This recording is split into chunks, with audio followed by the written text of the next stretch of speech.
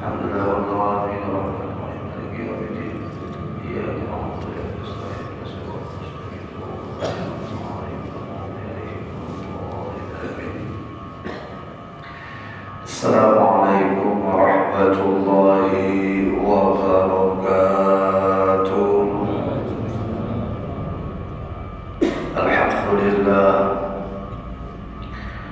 الحمد لله الذي هدانا لهذا وما كنا لنهتدي لولا أن هدانا الله. أشهد أن لا إله إلا الله وحده لا شريك له، وأشهد أن سيدنا ونبينا محمدا عبده ورسوله الذي لا نبي بعده. اللهم صل وسلم وبارك على سيدنا محمد مفتاح باب رحمة الله عدد ما في علم الله، صلاة وسلاما دائمين بدوام ملك الله، وعلى آله وصحبه ومن والاه ومن تبعهم بإحسان إلى يوم القيامة. أما بعد، سبحانك لا علم لنا إلا ما علمتنا إنك أنت العليم الحكيم. لا حول ولا قوة إلا بالله العلي العظيم. نوينا التعلم والتعليم والتدبر والتذكير والنفع والانتفاع والإفادة والاستفادة والحث على التمسك بكتاب الله سنة رسول الله صلى الله عليه وسلم، والدعاء إلى الهدى والدلالة على الخير ابتغاء وجه الله مرضاته وقربه والثواب.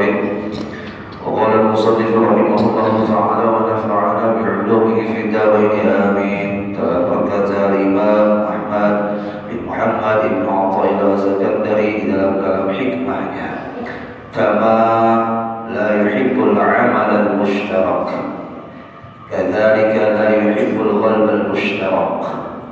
Al-amal al-mushtarak la yaqbaluh wal qalb al-mushtarak la yaqbalu alayh.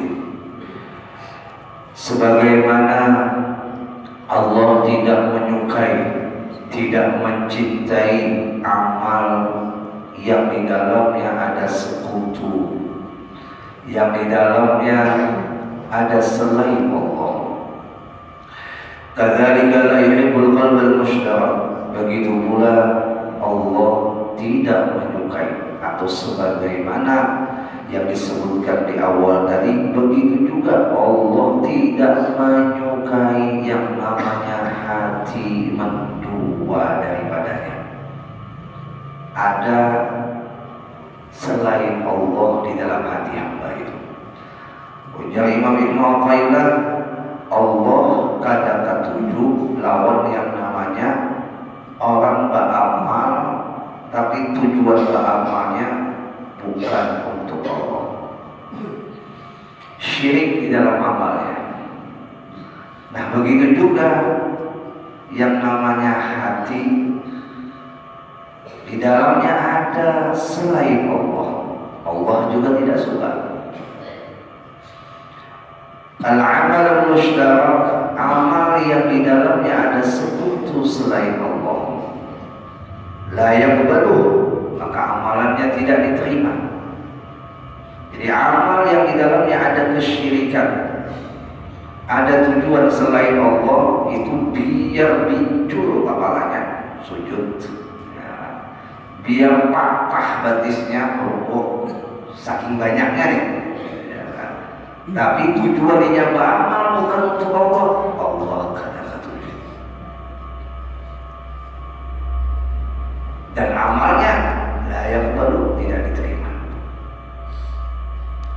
Wal qalbul mushtarak, dan hati yang bersekutu, artinya hati yang ada di dalamnya selain Allah, la yaqbalu alaih, maka amalan hatinya pun tidak diterima oleh Allah. Ya, ada amal zahir, ada amal batin, ada taqwa zahir, ada taqwa batin. Ya. Tidak cukup kalau kita beragama ini hanya mengandalkan taqwa zahir. Harus kita sempurnakan juga yang namanya taqwa batin. Dan yang ketiga, penghias dari taqwa zahir dan taqwa batin, itulah yang disebut dengan ihsan.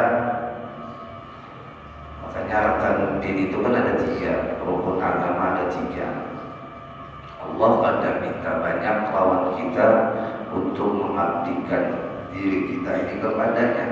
Dan permintaan Allah untungnya bukan buat sini, tapi buat kita.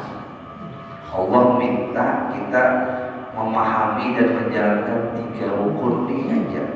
1 rukun agama, satu rukun Islam, 2 rukun iman, 3 rukun ihsan. Yang 3 rukun inilah merupakan rukun agama.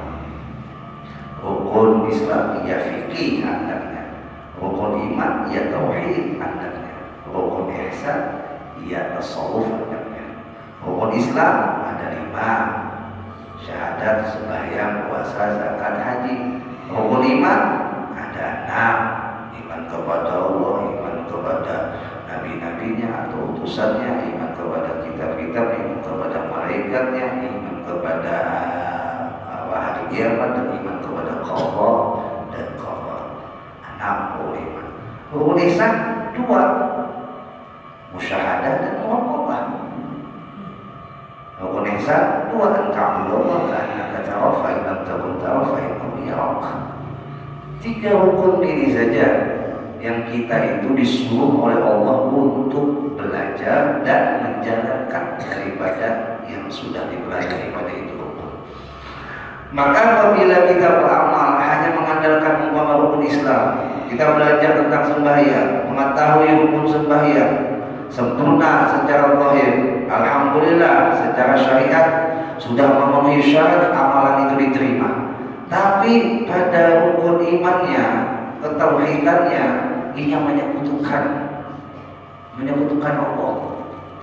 Ia beramal tujuannya bukan kepada Allah, tujuannya hendak selain Allah. Ini yang disebut dengan syirik khafi. Ya kan? Syirik khafi ini nyembah Allah tapi tujuannya bukan selain Allah. Umpama ria, ingin dilihat supaya dipuji, supaya disanjung. Dengan ingin dilihat ini, ketika dia beramal, dia sudah beramal dalam keadaan syirik khafi. Syiriknya samar-samar.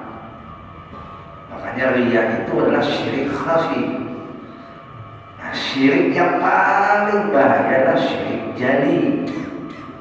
Syirik jali nampak, nyembah berhala, ya kan, nyembah palang salib, ya kan, nyembah dukun, jin, hantu, ya kan.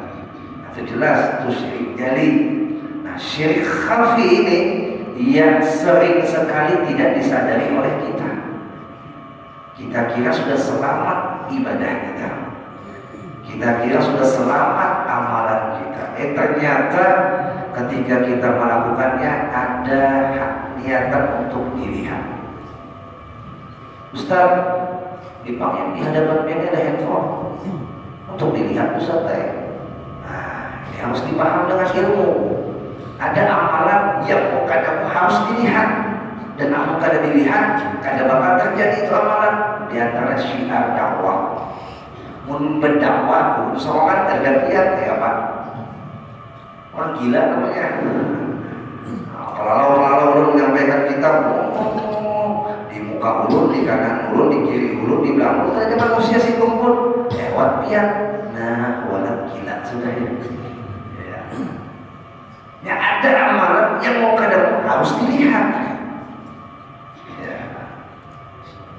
Dan juga ada amalan yang mau kadang harus didengar. Kan yang namanya ingin didengar itu masuk sum'ah. Ya. Nah ini amalan mau kadang harus didengar. Termasuk nih. Ada bacaan doa. Ya.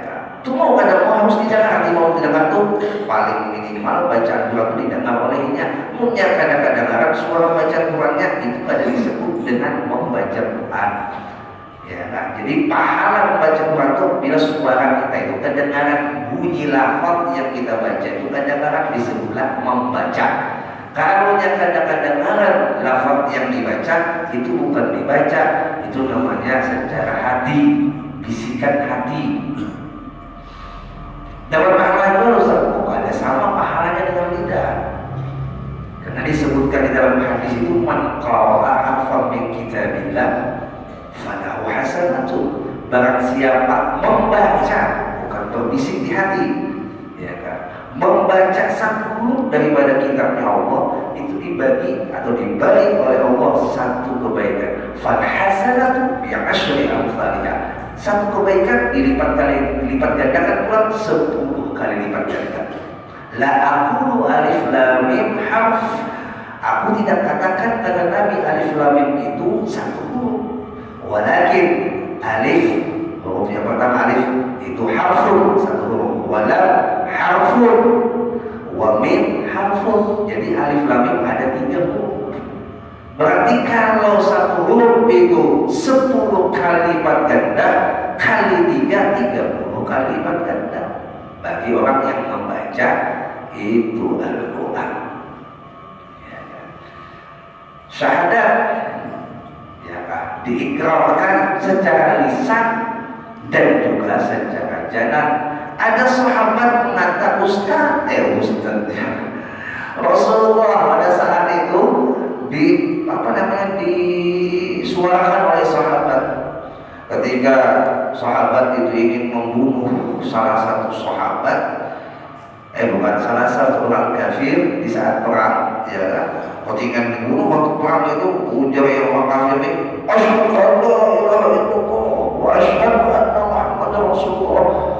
Tahan ya Rasulullah, dia sudah masuk Islam. Dijawab oleh sahabat, bukan Rasulullah, ini karena takutan benarai. Makanya dia mengucap itu bersembunyi di balik kalimat syahadat supaya jangan dibunuh. Jawab Rasulullah, itu urusannya Allah. Urusan kita menjalankan hukum hanya secara pandangan zahir yang bisa kita lihat, yang bisa kita dengar. Kalau dia sudah mengatakan kalimat syahadat, hatinya tidak sesuai dengan kalimat syahadat, urusan Tuhan. Urusan kita kalau sudah tahu ini menjadi kalimat syahadat, maka dia Islam secara hukum syariat.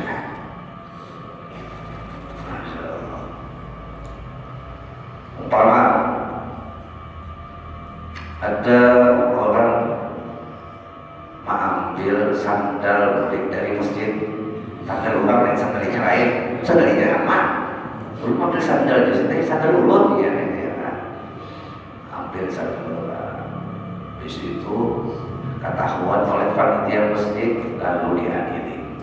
Karena panitia masjid melihat ada CCTV. Setiap habis kegiatan, CCTV bulik oleh-olehnya sandal. Ujar pada masjid, nanti buktinya Nabi ya mengambil sandal luar. Ujar yang diadili, maaf, ulun itu hanya minjam. Sudah kadung ketahuan, ulun hanya minjam. Sampai itu aja panitia, pada kawan maaf, kami melihat secara kata aja dia mengambil itu sandal luar tanpa pamitan, karena syarat peminjam harus ada ucapan. Biar pinjam pada ucap bahwa punya sandal itu pada pinjam. Biar ucap hati itu dia terdengi. Niat pinjam, pokoknya bersumpah Allah. Maaf, yang diadili itu urusan buah hati pian. Urusan hati pian dan kayak apa niat urusan lawan Tuhan. Urusan dia bukan urusan kami melihat Allah yang maka adanya hukum. Nah, hukum yang kami melakukan, maaf, kembalikan sandal itu lawan ampunnya. Maaf, sudah menjual. Nah, ada mau ya, sing jual-jual bukan ada bertanggung jawab, harus bertanggung jawab. Saya naik lah, dia mau ada duit kalau ditukarkan sandalnya harga yang harus sama. Karena punya kita ambil orang wajib kita mengembalikan hak itu kepada orang yang pernah kita ambil. Ya Allah, yang paling bahaya itu hakul adami, paling bahaya itu dijaga benar, jangan sampai kita tak ambil orang. Tak ambil itu kan sengaja kan, mau ambil begini aja kan. Kalau tak ambil aja ada yang ambil boleh, luput namanya. Ibu jangan rahimahullah. Arti tak ambil tuh kayak ini, sidin boleh dari masjid, dikira sini sandal sidinnya mirip. mata kalau udah bawa sandal buruk soalnya. Boleh kok sekali yang astagfirullah umumnya tanpa saya bang sandalnya mirip aja saya sandal buang lah. Nah itu tak ambil namanya kan. Kamu nih tahu itu tak ambil salah, ini kadang boleh kakak tetap salah. Apa bedanya membuli kakak? Selamat aja. Artinya yang kada sengaja. Jangan sama tangan, tak ambil rumahnya kada sengaja, udah aja. Tetap hukum salah. Punya tak ambil tadi kan kada sengajanya, waktu ini membawa itu kada berdosa. Tapi pas ini mengetahui sudah tahu itu bukan amputnya, tak bawa sandal dulu sandal orang, maka mau kada maunya harus mengembalikan. Nah itu kejadian banyak di mana di Masjidil Haram, di Masjid Nabawi kan ada orang ada sandal di tempat sandal ataupun di luar, pas kemudian keluar, mamai sini Ustaz ya di Masjidil Haram ini banyak malingnya ya. Ada apa juga? Setiap sembahyang bilang tahu sandal ulang. Sandal apa pintu? Sandal jepit. Ulun bawa sering ada kamu buat detik. Bang pintu sandal sembayangannya. Lu tahu ujar hafal kehilangan di sini. Ya Allah, dia memberi hafal juga lebay. Ya lah. Membawa sandal 12 puting bulan lebay. Arti lebay itu apa? Punya sangka yang tidak baik sudah. Dan salah memaham. Di Masjidil Haram itu kalaupun hilang dua sandal, apalagi sandal jepit marah, siapa yang ambil? Ya kan? Orang ambil sandal jepit rugi, dosanya besar di tanah haram. Sandal jepit harganya berapa? Kalau hitung-hitungan tetap aja memang ada beli orang. Ya kan? Coba yang pikirkan, kalau lihat sandal pergerakan adalah sandal jepit yang kayak biar itu. Ajaib sekali banyak. Nah itu yang mau sandalnya terburuk itu bisa. Orang tuh menyangka sandalnya, ada tahu sandal dia. Kan ingat lagi orang tuh ada sandal, lalu terlihat sandal dia itu, oh dia sandalku, atau yang kira sandalnya, bawanya boleh. Nah sayangnya dulu biar ada ngasih tanda, sandal itu sudah banyak samanya, ada tandanya, ya kelas sekali lagi. Itu sudah dibahas. Mau Ustaz yang menemui masalah duit, tapi iya nak pemain kayak apa membelikan sandalnya, malah hati rusak, ibadah sakit. Ibadah ada nyaman, ibadah ada tenang. Aku boleh pikiran sandal. Sandal ini pikiran kan. Masya Allah. Nah, ibu dia usahakan hati kita dalam beramal, jangan sampai niat beramalnya selain Allah. Usahakan kita tingkatkan amal kita ini dengan kualitas yang sempurna, yaitu melewati ilmu ikhlas. Orang ikhlas Bapak Ibu itu tidak akan mampu iblis syaitan mengganggunya. Dalam Al-Quran kan disebutkan la uwiyannahum ajma'ina illa ibadaka minhumul mukhlasin.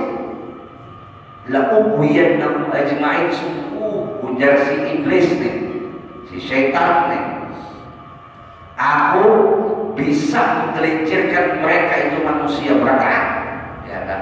Tapi ada satu manusia yang kadang kau gelincirkan, yang kadang kau jerumuskan, yang kadang kau sesatkan. Siapa? Ibadaka minhumul mukhlasin, yaitu hamba-Mu ya Allah, yang diantara mereka itu memiliki sifat keikhlasan. Jadi mengikhlas itu kadang kau digoda syaitan. Siapa yang kata? Allah dalam Al-Quran.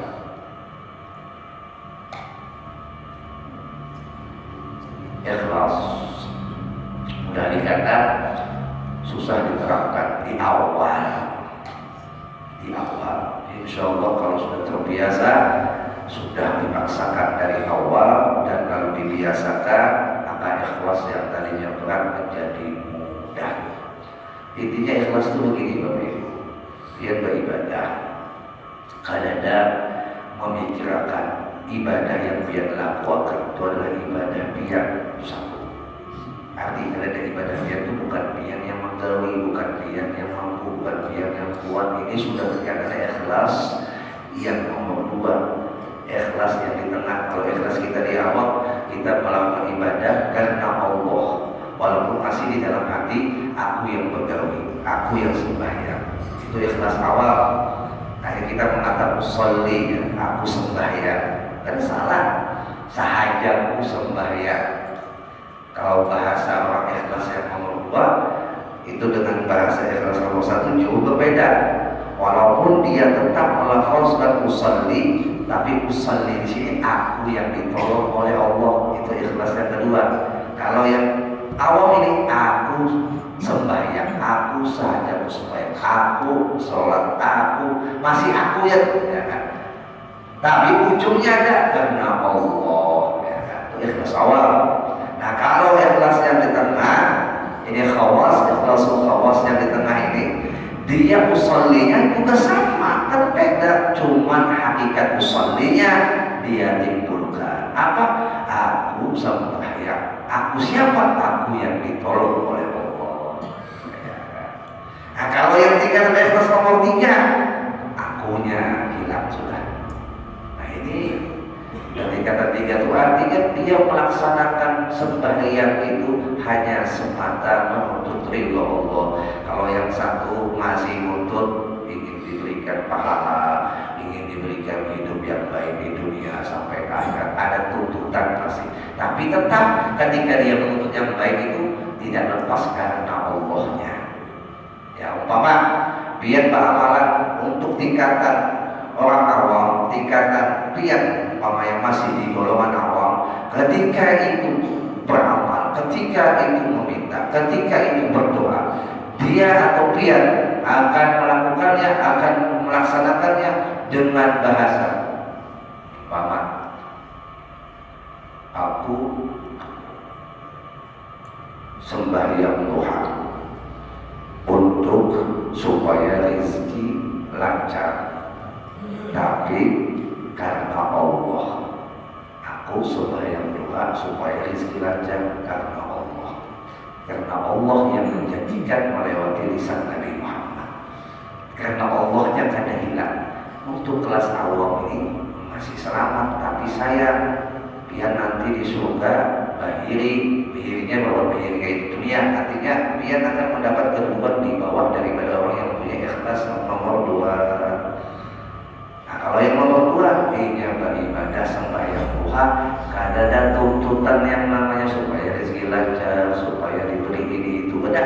Tuntutannya ada semata-mata ia selamat menjalani hidup. Selamat menjalani hidup itu artinya diberikan pahala di akhirat. Masih juga sih berharap, tapi di akhirat bukan di dunia. Nah kalau yang ikhlas yang nomor 3 ini yang ada mengharap surga, ada takutan neraka, ada mengharap balasan di dunia, ada mengharap apa-apa. Yang ini harapkan adalah Allah. Bahasanya lah supaya nyaman, Allah bingung khusus itu yang diharapkan. Jika engkau itu ya Allah, maka itulah yang menjadi tujuan ulun. Walaupun semua pemberian biar hantarkan kepada ulun ya Allah, tapi semua itu tidak mendatangkan ridho biar, maka semua itu tidak akan ada maknanya bagi ulun. Sebagaimana kayak Fir'aun didatangkan segala apapun di dunia, tapi di balik itu tidak ada ridho biar, maka Fir'aun pun binasa. Ya, Qarun itu secara materi harta didatangkan oleh Allah, kaya, bukan 7 turunan, itu sampai kiamat turunannya sugih, jangan jadi timbulakan harta karun. Maka disebut harta karun, sugihnya si Qarun ini sampai kiamat, punya ada keturunannya masih menginginkan loh, sampai kiamat tidak bisa sampai sugihnya si Qarun. Ya. Allah berikan semuanya, tapi di balik pemberian Allah tidak ada ridhonya, tidak ada maknanya. Jadi yang tiga-tiganya ikhlasnya adalah menuntut ridhonya Allah. Tidak ada yang paling mahal dalam segala apapun diberikan oleh Allah yang bentuknya ridho, bentuknya kada ridho. Yang paling utama adalah, yang paling mahal adalah ridhonya Allah. Makanya awwaluma yulaqinu tifl, awwaluma yulaqinu tifl, pertama kali untuk ditalkinkan itu anak adalah dengan kalimat raditu billahi rabba wa bil islami dina wa bi muhammadin nabiyya. Ini amalan yang diberikan oleh Sayyidil Habib Umar apabila anak pian itu awaluma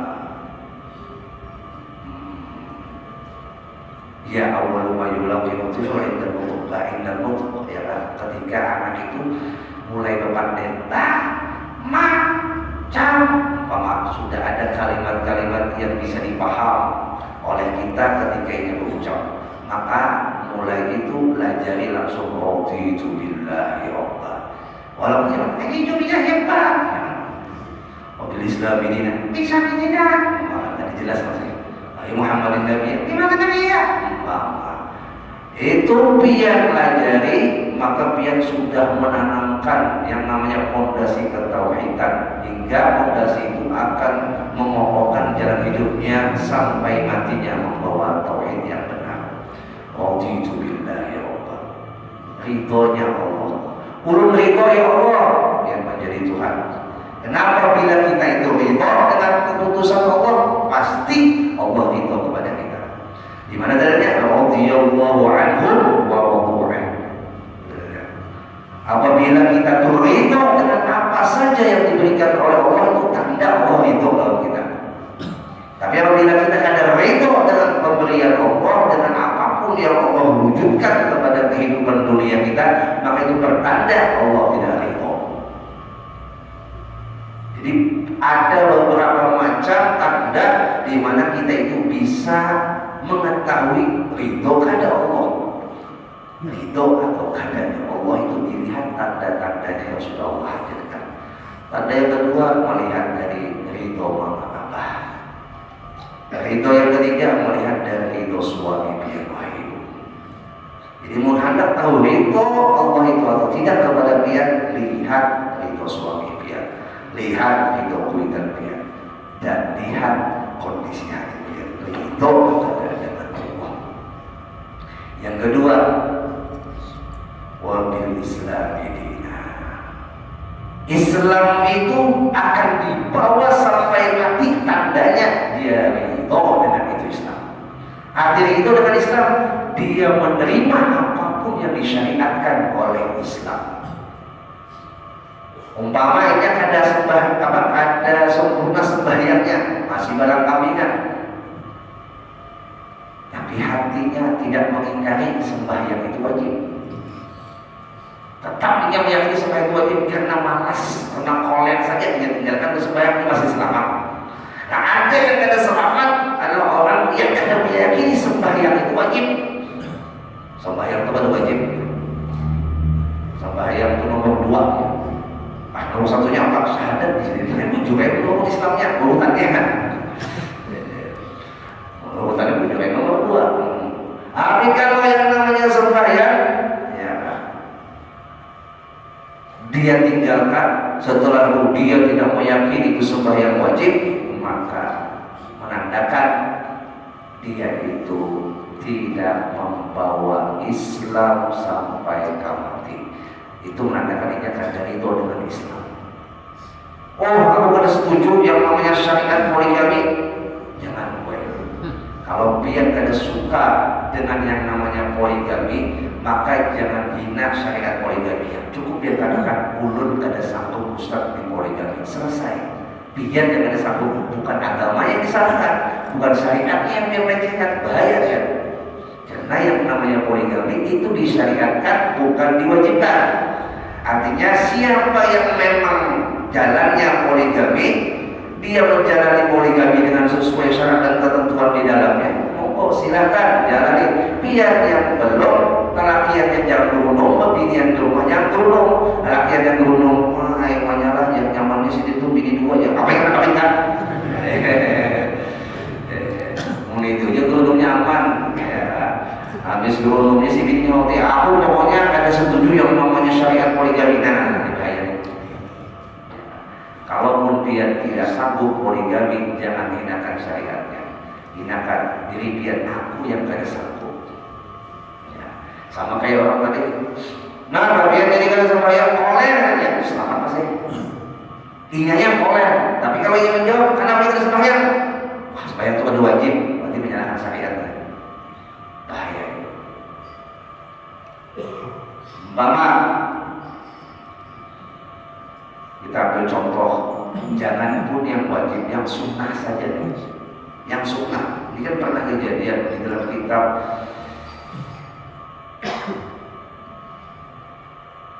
lupa nama kitabnya. Di situ kan diceritakan di dalam kitab itu ada seorang ulama, ya kan? Inya sudah pada pakai siwak, menghinakan siwak. Ujarnya apa ada siwak nih? Ya, kesan bagau buhit beneran. Disampaikan itu, apa siwak nih kesan bagau buhit aja. Sebelum mati keluar wangi dari lubang buhit ya kan? Itu menghinakan apa? Bukan menghinakan siwaknya, tapi menghinakan yang menggawi siwak siapa? Rasulullah. Seorang yang sudah ada pakai siwak jangan menghina orang pakai siwak, apalagi menghina syariat siwaknya. Ya, jangan. Umpama dia melihat orang pakai gula, pian sudah ada pakai gula, ya, hati pian ada satu pakai gula, lalu pian yang berarti apa pulang itu, kisahnya jangan ada waluh juga, waluh menjarah. Namun yang sampai di situ zaman masih, namun yang menyambat apa tuh pulang bukan ada sunnahnya. Nah, apa tuh pulang bukan sunnah Rasul. Nah, ini meniadakan daripada sunnah Rasul. Ya, yang berpulang juga belajar kata hati. Ya, intinya seorang berpulang bukan kayak kisah alim. Jangan ngapalin kisah alim aja boleh. Ya, boleh ngapalin. Pakai pula lihat semata sunnah. Selamat. Jadi tanda kita itu bulik membawa Islam, kita ridho atas semua apa yang ada di dalam Islam. Udkhulu fis silmi kafah. Masuk ke dalam Islam itu secara utuh. Jangan tanggung. Kamu ibu-ibu masuk kampung pada nyaman. Kapan larinya? Masuk Islam kafah secara betul. Walaupun berproses, ada kawal langsung bimsalabim, umpama ada kawal langsung gus-gus berproses. Ya. Masya Allah. Habis itu tanda yang ketiga, di mana kita mengikrarkan wa raditu billahi rabban wa bi Muhammadin nabiyyan. Dan ulul ridha Nabi Muhammad itulah Nabi. Tandanya kita itu, tandanya Nabi itu ridha lawan kita, cinta dengan kita ridha menerima Nabi secara utuh, baik dari sunnahnya, hadisnya, syariat yang dibawanya, bahkan kata ulama asar, bekas peninggalan Nabi, ya kan? Kita ta'zim kepadanya. Itu menandakan Nabi ridho melawan kita. Kita ridho dengan Nabi, ya kan, mendatangkan ridhonya Nabi. Atau dibalik, ridho Nabi itu dapat dilihat ketika kita ridho menjalankan syariat Nabi. Jadi bahasanya ada tanazul, ya kan, ada tarakki, tanazul tarakki. Ini bahasa tasawuf. Kita mengambil ilmu dari sifatnya tanazul dan mendatangi tarakki, ya kan, ilmu yang mendatangi. Ilmu yang mendatangi itu dengan apa? Ya, caranya dengan cara umpama kalau wahyu ini mah kata-kata bisa tanazul itu ilmu mendatangi lah, tarakki itu kita yang naik. Tanazul itu ilmu yang mendatangi, tarakki itu naik. Arti tanazul itu kayak ini.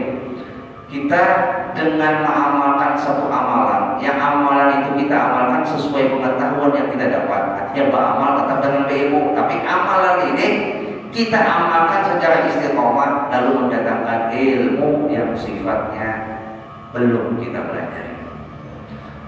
Di dalam hadis Nabi itu apa? Man amila bima alimatlah wa wafahullah ilma ma lam ya'lam kita. Kalau Nabi, barang siapa beramal, ya kan, dengan apa yang dia ketahui, maka Allah wariskan ilmu yang belum dia ketahui. Tapi amalannya dengan dia ketahui.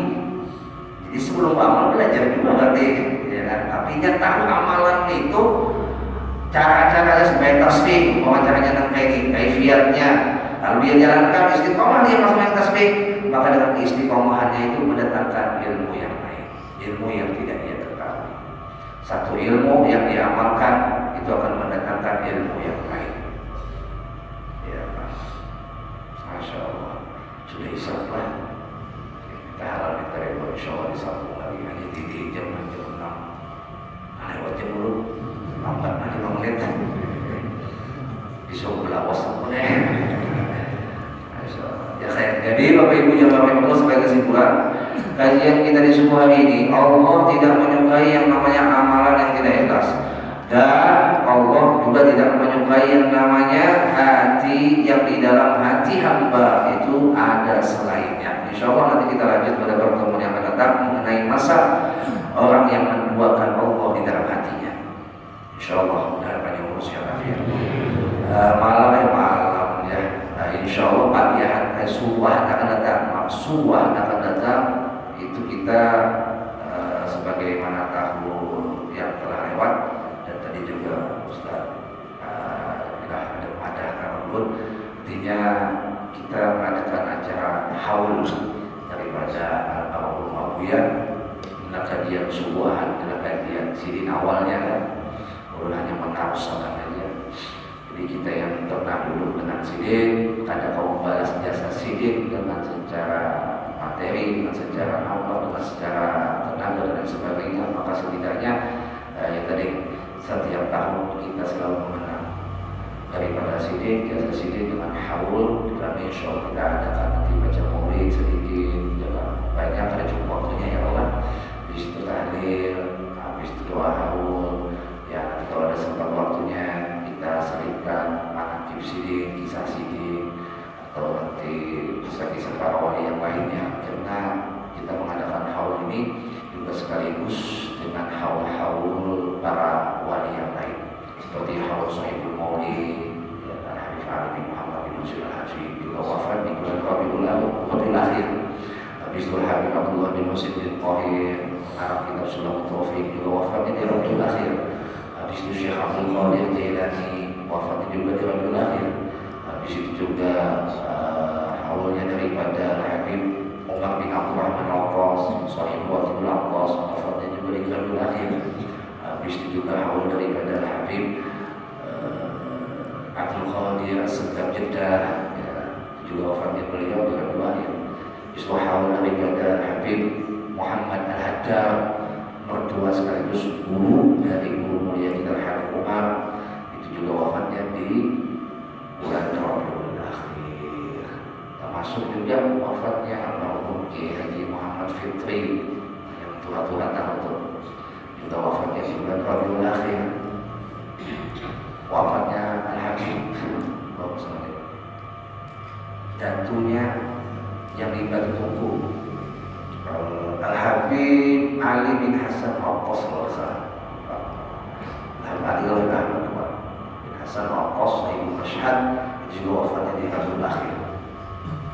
Ibnu Mashhad itu pendatuannya daripada Habib yang di Batu Tungku, disebut dengan Ibnu Mashhad. Itu kampung yang didiami sidin itu dulunya ada kampung perampok. Setelah sidin hijrah di kampung itu perampoknya taubatan. Nah, itu salah satu karamat sidin, Ibnu Mashhad. Dan cucu sidin hijrah ke Batu Tungku mendakwakan pendatuan sidin. Ya Allah. Nah, jadi kita subuh Ahad akan datang menghadapkan ke haul tersebut. Silakan aja bawa ke kawanan, mau ada makanan alhamdulillah, bukan ada belikan. Yang penting kita niatnya mudah-mudahan mendapatkan barokah.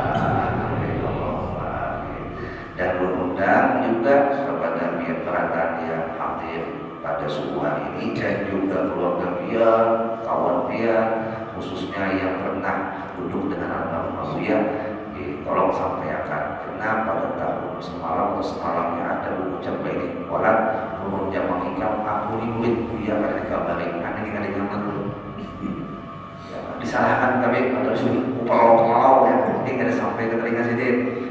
Aku ini murid Buya, orang tanya kenapa dihabari? Ini ada yang menjadi habariakan. Kalau habariakan mau datang ada yang terserah, yang penting dihabariakan. Insya Allah mengadakan haul Buya di Al 9. Itu malam Sabtunya. Jadi malam Sabtu dulu tanggal 10 November malam Sabtu yang dihadap nih. Acaranya mulai maghrib, paling insya Allah mudah-mudahan sampai jam 9-an insya Allah. Untuk maghrib itu sholat berjamaah di sana, habis sholat maghrib, insya Allah sholat tobat 2 rakaat, lalu lanjut dengan baca yasin, zikir manasyid, tutup zikir manasyid, doa haul, habis itu azan isya, sholat isya, maulid baca manakib, doa penutup berikan. Insya Allah tepatnya acaranya di malam Sabtu. Adapun acara puncaknya di Maqam Sidin itu pagi Selasa 14 November. Biasanya pagi harta. Jadi pagi Selasa pertama mempasakan jadwal, mempasakan tanggal wafatnya Buya dengan Mama itu pas bersambung. Karena Buya di 30 Rabiul Akhir, Mama itu di 1 Jumadil Awal. Jadi mempasakan itu. Habis itu bulan yang kedua mempasakan jadwal yang insya Allah memberikan tausiahnya tamu mulia dari Amir Habib Sedap bin Habib Hasan Baru Darul Dakwah Amir. Itu untuk acara di Kubah pagi Selasa. Kasih aja biar mudah-mudahan kau datangan. Biasanya kalau pagi hari kan liburan nih, pagi Selasa mudah-mudahan kau datangan. Acaranya mulai jam 7:30 dan insya Allah jam 10 lewat sudah selesai. Kenapa jadi dibatasi itu? Karena memang harus segera habis dari tempat itu langsung beli ke Bangil sini. Jadi keberangkatannya itu yang kita dari jam 11 jadi sudah menuju bandara dan langsung ke Bangil. Itu pagi Selasa. Nah, ada pun di tempat ini pagi harinya kan. Jadi di tengah-tengahnya antara malam Sabtu dengan pagi Selasa, pagi harinya di sini. Ada 4 juga di Majelis Asyirah itu malam ahadnya. Jadi malam ahadnya di Majelis Asyirah, pagi ahadnya di sini, subuhnya di sini, di situ ya ini pagi Selasanya di Kubah. Kalau ada rangkaian acara haulnya dari awal, besok subuh Senin di Masjid Al-Falah, di situ subuh Selasa di Masjid Al-Falah itu di Gunung Jaya, Kota 7. Di situ Masjid Al-Aqsa di Banjarindah subuh Selasa. Di situ pagi Rabu jam 7:30 di Majelis Al-Futuhiyah Klayan. Malam Kamis itu di Majelis Asyirah Nusaidah Bati-Bati. Subuh Jumat itu di Masjid Al-Mu'minin Jalan Tembus Palang 6 Komplek Kenangan. Malam Sabtunya di Pal 9. Habis itu malam Ahadnya di Majelis Asyirah Sumatera. Subuh Ahadnya di Masjid Baitur Rahman. Dan pagi Selasanya di rumah. Hal minta ketebalan umat silakan terbuka untuk umum. Al-Fatihah. Iya, kenal ya, nasta'in